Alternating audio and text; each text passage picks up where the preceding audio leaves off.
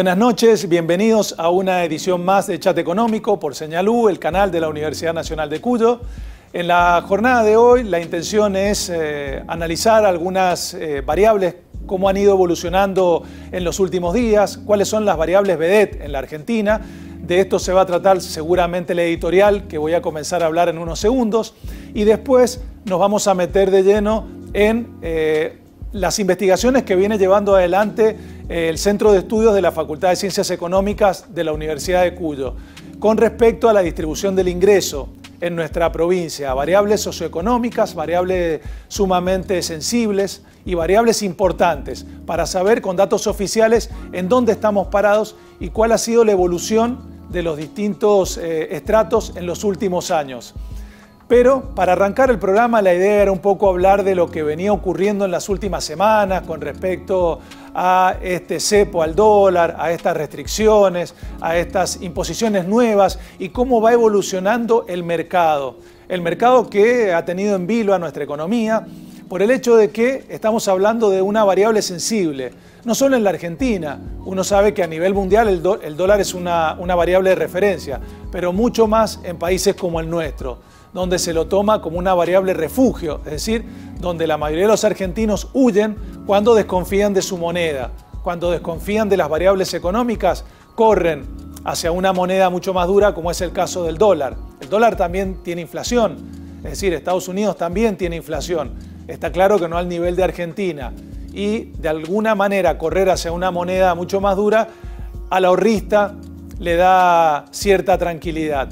Lo que ha ocurrido en las últimas semanas es algo que veníamos anticipando en este programa, el hecho de que el Banco Central alguna decisión iba a tener que tomar. De hecho, tomó una decisión concreta y puntual, que era el recargo del 35% para quienes decidieran comprar divisas en la Argentina, a cuenta de ganancias y a cuenta de bienes personales, llevando la cotización del dólar oficial casi entre 130 y 135. También modificó el escenario del dólar contado con liquidación, el dólar MEP o dólar bolsa, el dólar blue o marginal, que también pegó un salto, pero son días de estudio. Como en el boxeo se dice round de estudio, el primero o el segundo, bueno, en el mercado ocurrió lo mismo. ¿Por qué? Porque la mayoría de las compras que se realizaron vía home banking se dieron los primeros 10 días del mes. Y esta decisión se dio después de la primera quincena, con lo cual vamos a tener que estar muy atentos a lo que ocurra los primeros 10 días del mes de octubre, porque ahí es donde realmente se va a ver en la cancha si este endurecimiento del cepo que aplicó el Banco Central va a dar el efecto deseado o no. Quienes compren con tarjeta de crédito y débito en el exterior, se les va a tomar a cuenta los dólares del cupo de los 200, quienes tienen alguna ayuda del Estado a través de un plan social o lo que fuere, con congelamiento de cuotas, no pueden acceder a la compra de los 200, es decir que de alguna manera empieza a restringir a quienes tenían la posibilidad de acceder a este cupo de los 200. Estima el Banco Central que cerca del 80% de los argentinos que lo venían haciendo no lo van a poder hacer en octubre. Entonces le va a dar un poco más de tranquilidad. Pero, repito, vamos a tener que estar atentos los primeros días de octubre porque si el número nuevamente es relativamente elevado, recordemos que 4 millones de argentinos en julio y en agosto compraron el cupo de los 200. Si el número de argentinos vuelve a ser alto, el endurecimiento del cepo va a ser prácticamente prohibitivo. Eso por un lado. Lo que generó el Banco Central fue desconfianza, fue volatilidad en el mercado, porque los bancos para intentar adecuarse al nuevo sistema necesitaban una base de datos del ANSES. La ANSES no se lo quería otorgar, apareció intermediando el Banco Central, la ANSES le otorga esa base de datos al Banco Central y los bancos ahora de a poquito empezaron a flexibilizar el sistema a través de la base de datos del Banco Central para saber quiénes pueden acceder y quiénes no a través del QUIT. Por eso insisto, estamos en un cierre de mes, inicio de mes, donde los primeros 10 días de octubre vamos a tener seguramente el veredicto para saber si fue efectiva esta medida o no. Lo que sí, lamentablemente, generó mucha desconfianza. Y esto es hoy lo que está faltando en nuestra economía. Confianza y credibilidad. Algo que hablábamos en programas previos con, por ejemplo, economistas del tipo de Juan Carlos de Pablo, que nos decía que el problema hoy en la economía era la falta de confianza y que algunas señales de política económica llegaban mal y encima a destiempo, como esta decisión del Banco Central que ya se preveía, generando una especie de feriado cambiario en el mercado, que no era técnicamente un feriado cambiario, pero la sociedad lo entendía de esa manera. Y por el otro lado, vimos que en los últimos 7 días hábiles, el retiro de depósitos en dólares del sistema fue de casi 750 millones de dólares. Es decir, un dato no menor, casi 100 millones de dólares por día. Esto muestra la desconfianza y el miedo que hay en los depositantes. Las entidades bancarias hoy no están en una situación como en el 2001. Es decir, no tienen ese descalce que teníamos al finalizar la convertibilidad, porque nadie está tomando créditos en dólares. Y además tienen esos encajes en el Banco Central. El Banco Central, por otro lado, la autoridad monetaria de la Argentina, viene sufriendo una salida de divisas sumamente importante. Teníamos cerca de 44 mil millones en enero de este año, ya estamos por debajo de los 42 mil millones. Si uno analiza y dice, tenemos 42 mil millones de dólares, bien, ¿cómo se compone? ¿Cómo desagregamos para obtener esas reservas líquidas? Bueno, lo líquido, lo que puedo utilizar en una corrida cambiaria o mini corrida cambiaria, a esos 42 mil millones le tengo que sacar los encajes de los bancos en el Banco Central. Es decir, lo que tienen depositado los bancos lo colocan en el Banco Central.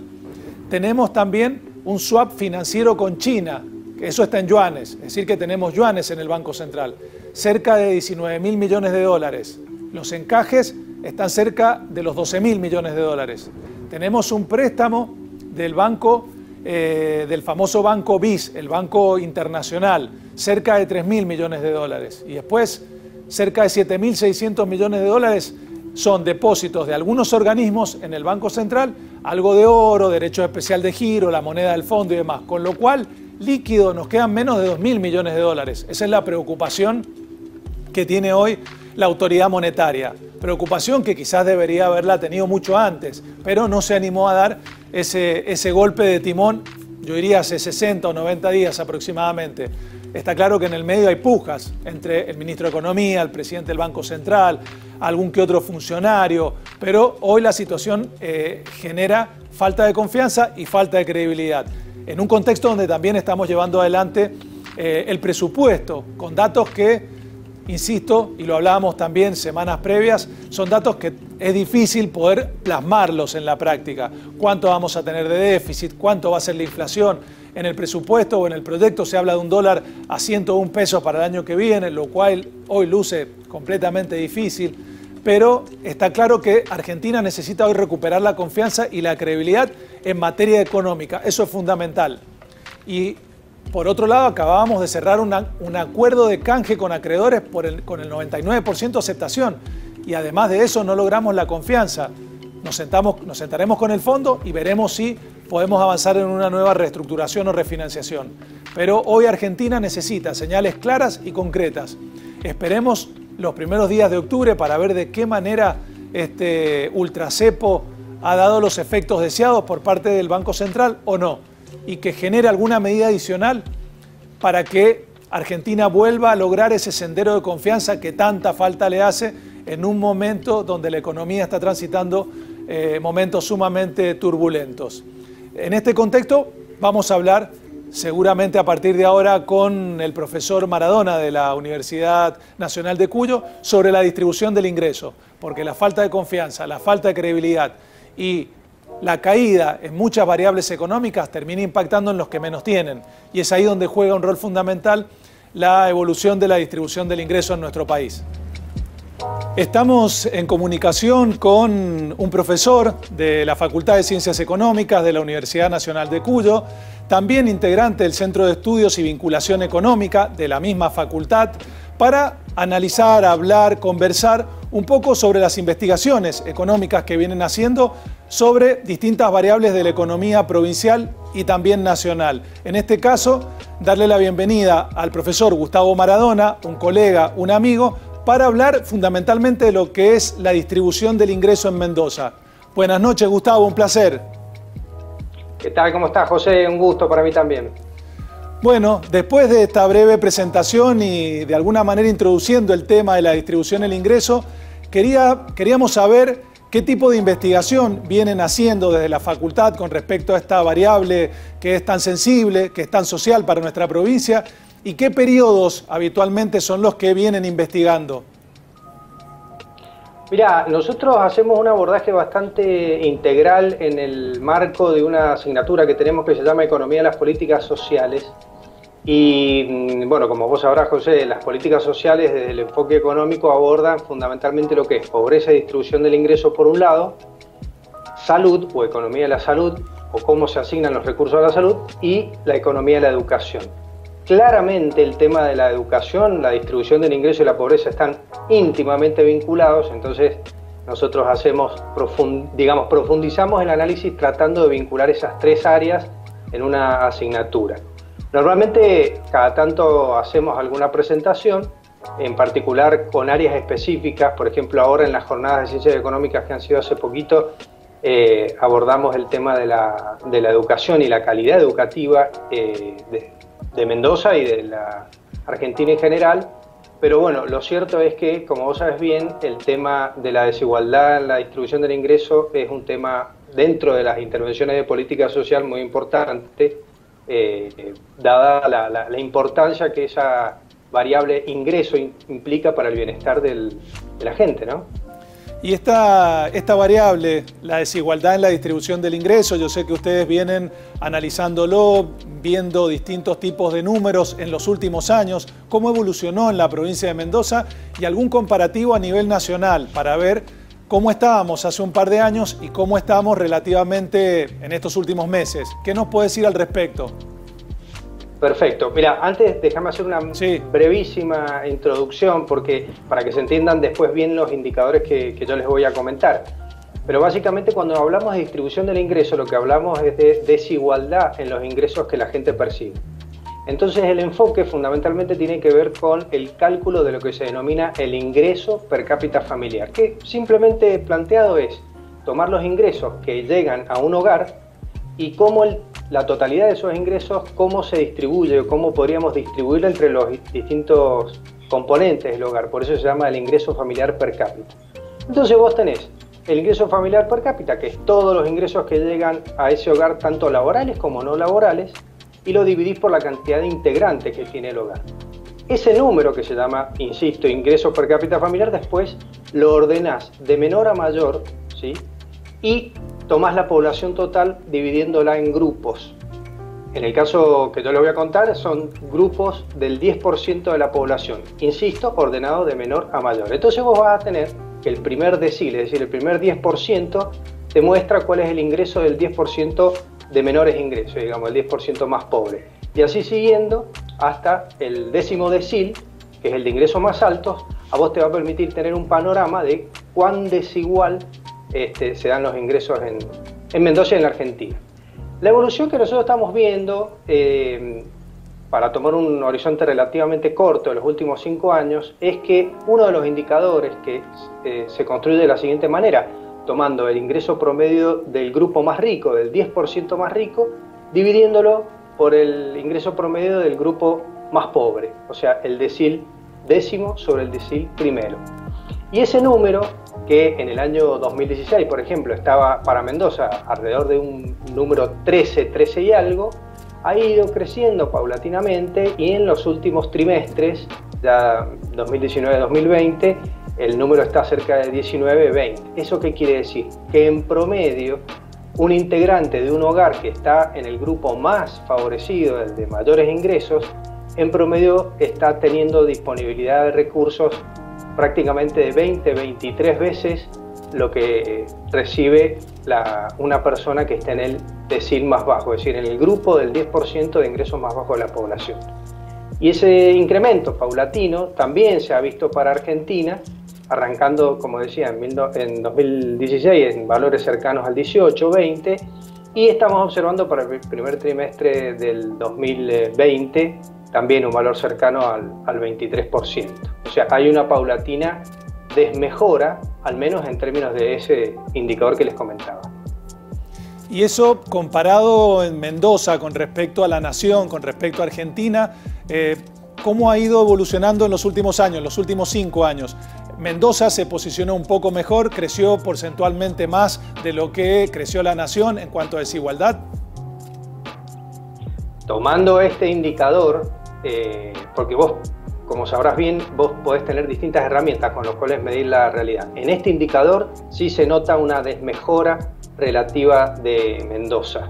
Se nota que arrancando hace 5 años de valores mayores para la nación, para el país como un todo, mayores para la nación, como digo, respecto para Mendoza, a medida que han ido pasando los distintos periodos, nos hemos acercado prácticamente al mismo valor. Los dos han ido incrementando más fuertemente Mendoza.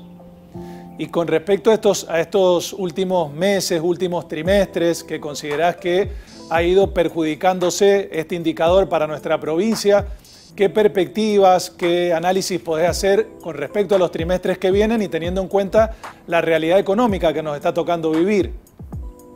Mirá, has hecho la pregunta indicada, porque justamente el comentario que iba a hacer es que tenemos las mediciones hechas hasta el primer trimestre de este año.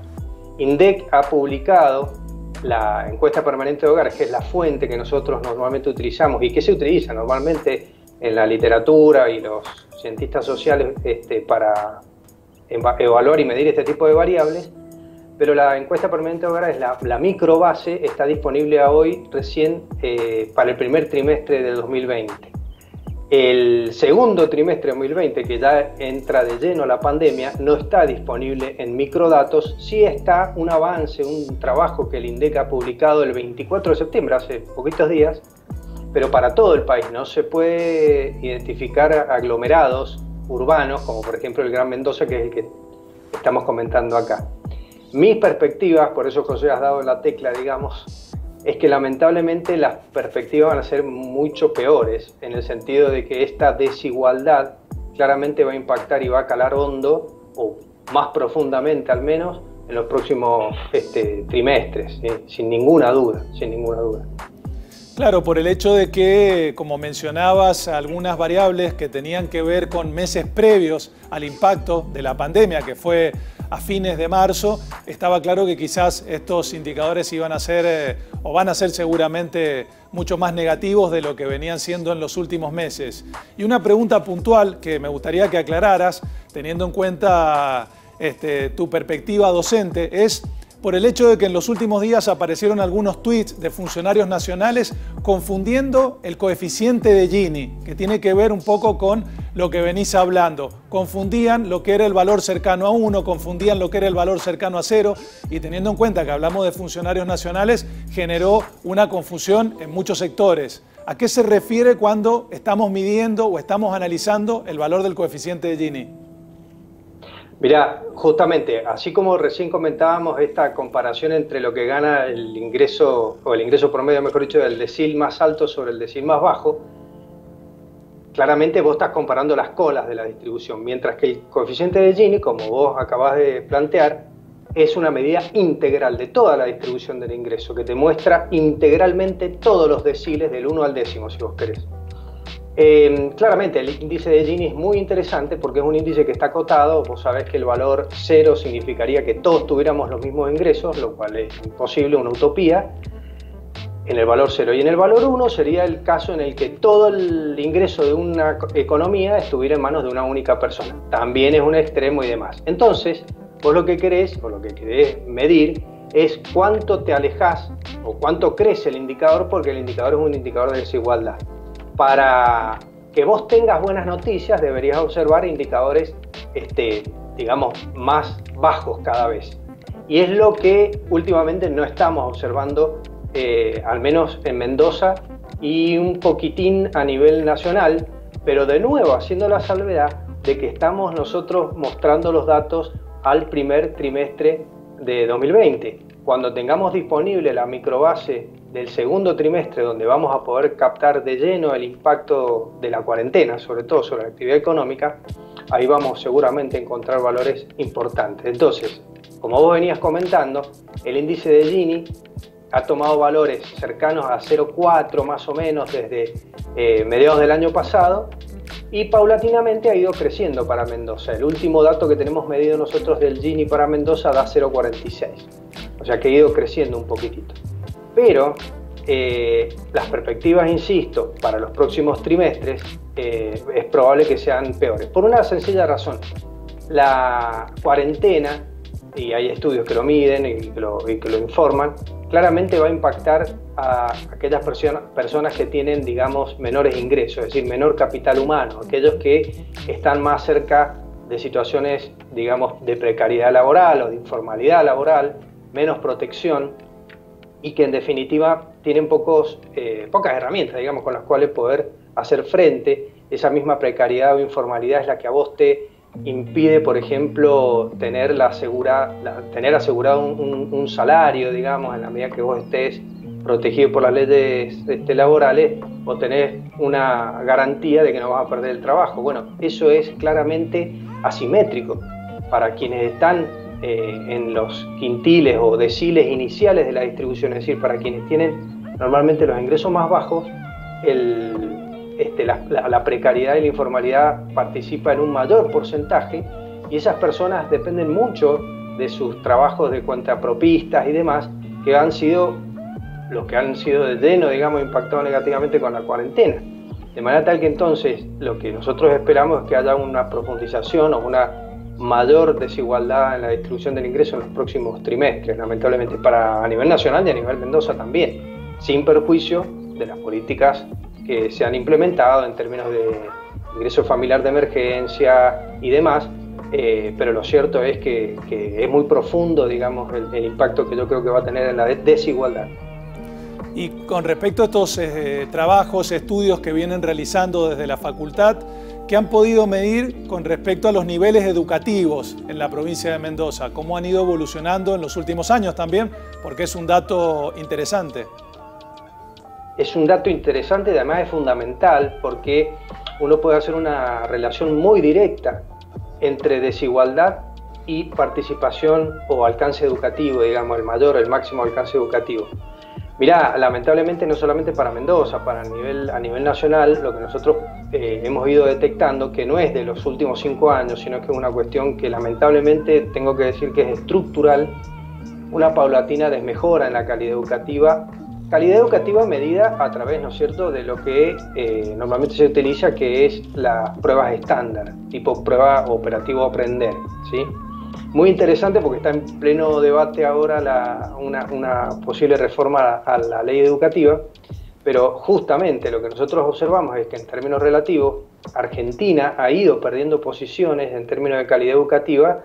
No estoy hablando respecto de Corea, Alemania o Estados Unidos, sino con respecto a nuestros vecinos, Chile, Uruguay, México mismo. Y eso es un problema, porque en el fondo la calidad educativa es lo que vos encontrás como nexo inicial, digamos, para la mejora en el capital humano de la gente, y lo que en definitiva va a repercutir en su productividad laboral, perdón por el tecnicismo, pero que en el largo plazo se termina transformando en tu ingreso, digamos. Tus ingresos a futuro van a depender de cuánto hayas, digamos, cultivado, cuánto hayas invertido en vos mismo, en tu capital humano. Y eso es fundamental, o la educación es la herramienta para mí de movilidad social por excelencia. Lamentablemente tenemos que decir que ha habido un paulatino desmejoramiento relativo de la educación, o de los indicadores de educación de calidad, no tanto de participación, digamos, en cuanto a analfabetismo. El analfabetismo en la Argentina es prácticamente nulo, pero sí en calidad educativa, y sobre todo a medida que nos movemos hacia niveles educativos superiores. Hay una tasa de abandono muy alta en la secundaria, y imagínate eso, cómo repercute en el futuro de ese chico en términos de sus capacidades laborales, de sus competencias laborales, en una economía donde cada día estamos hablando de la necesidad de complementar con la tecnología, de tener, digamos, habilidades blandas. Ya no es tanto una cuestión física, sino más bien una cuestión intelectual, ¿no es cierto?, la que requiere cada vez más de competencias o de habilidades, ¿no? Así que lamentablemente yo creo que estamos en un sendero en el que podemos mejorar muchísimo, pero tenemos que ocuparnos. Totalmente de acuerdo con respecto y fundamentalmente al tema educativo y la productividad. Y en estos datos que estás comentando, en los estudios que vienen haciendo, ¿hay algún comparativo con respecto a otros países o con respecto a otras provincias para saber, Mendoza, ¿Dónde está posicionado? ¿En qué punto medianamente está nuestra provincia? Mira, Mendoza normalmente, a ver, claramente hay déjame decirte una cuestión muy que se va a entender, digamos, en función de las conclusiones a partir de lo que yo te diga. El alcance educativo, mejor dicho, los resultados en las pruebas estándar depende mucho del nivel socioeconómico del hogar de donde proviene el chico. Con lo cual, esto que hemos empezado hablando, que es la desigualdad en la distribución del ingreso, ni hablar de la pobreza también, claramente impacta mucho en su capacidad o en la capacidad de los chicos para poder absorber y digamos, incorporar esos conocimientos en su capital humano, ¿no? Formando su capital humano. Con lo cual, la participación, por ejemplo, de la gestión pública y la gestión privada, o sea, en qué porcentaje se reparta la gestión educativa en público y privado, va a, digamos, influir fundamentalmente en los resultados educativos. Uno encuentra que claramente, como acabo de decir, dado que hay una fuerte vinculación, lamentablemente, entre el nivel socioeconómico del hogar de donde proviene el chico y los resultados educativos que él tiene, claramente uno observa que las escuelas de gestión pública normalmente tienen un desempeño un tanto peor. En ese sentido, cuando uno analiza desde el punto de vista educativo o los resultados educativos a lo largo de la Argentina, Mendoza no está en una posición muy desventajosa. Normalmente está en una posición relativamente media. Normalmente las provincias relacionadas con la pampa húmeda, en particular Ciudad Autónoma, siempre es la que da mejores resultados. Provincia de Buenos Aires ya no tanto. Pero Mendoza está normalmente en un lugar intermedio y en los últimos años ha ido mejorando, digamos, incipientemente, pero ha ido mejorando. Hay provincias por ejemplo, provincias del norte, del noreste, que al contrario, que han ido empeorando en sus resultados. Con lo cual, en ese sentido, es un tema, como insisto, como decía recién, mejor dicho, para ocuparse, digamos, en términos de que eso va a depender o va a determinar el capital humano con el que vamos a contar de acá a unos años. Es una inversión, en definitiva, ¿no? En capital humano. Bueno, Gustavo, muchísimas gracias, te agradezco el contacto con Chat Económico. Seguramente te vamos a estar molestando por los próximos informes y fundamentalmente teniendo en cuenta todo lo que va a impactar en la pandemia, es decir, los meses siguientes a marzo, ya que de hecho ustedes vienen realizando un trabajo sumamente importante para la provincia, para las tomas de decisiones, para las inversiones y fundamentalmente para conocer la situación social de nuestra provincia. Así que muchas gracias nuevamente y será hasta la próxima, Gustavo. Muchísimas gracias a vos, José, y desde ya, si no me lo decías vos, te lo iba a pedir yo, que nos invites nuevamente para poder contarte cómo sigue esta película, porque estos datos son de ahora y justamente la parte más importante o la parte donde puede haber impactado más negativamente todavía no lo estamos midiendo. Así que bueno, te agradezco muchísimo la invitación y desde ya disponibles para cuando lo necesiten. Bueno, muchísimas gracias y así será seguramente.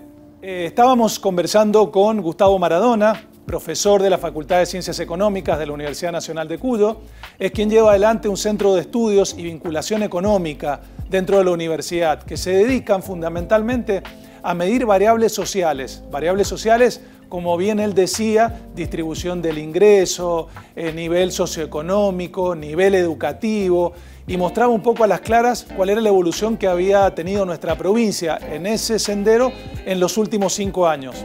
Como también decía el profesor Maradona, el hecho de que teníamos que tener en cuenta que no estábamos midiendo la pandemia, no estábamos midiendo a partir del mes de marzo, que es cuando de lleno la actividad económica se vio totalmente paralizada. Por eso digo, desde ese punto de vista, quizás más adelante volvamos a conversar con él o con alguien de la Facultad de Ciencias Económicas para que nos traigan los datos medidos, concretos y puntuales, que seguramente, y también algo así se anticipó, van a ser duros, esto está claro. Quizás los conozcamos más cerca de fin de año, pero bueno, eso es algo que nos tiene acostumbrado también nuestro país. Es decir, cada vez que tenemos datos oficiales, son datos que han ocurrido ya prácticamente hace 6 meses atrás. Y cuando llegan los datos oficiales ya es un poco tarde para tomar decisiones, pero nos sirve a las claras también para saber cómo estamos posicionados y desde el punto de vista oficial o desde el punto de vista educativo, dónde estamos posicionados. Esta fue la idea del programa de hoy, meternos en variables un poco más sociales, con actores sociales, como es el caso de la Universidad Nacional de Cuyo. Muchísimas gracias como siempre y será hasta la semana que viene.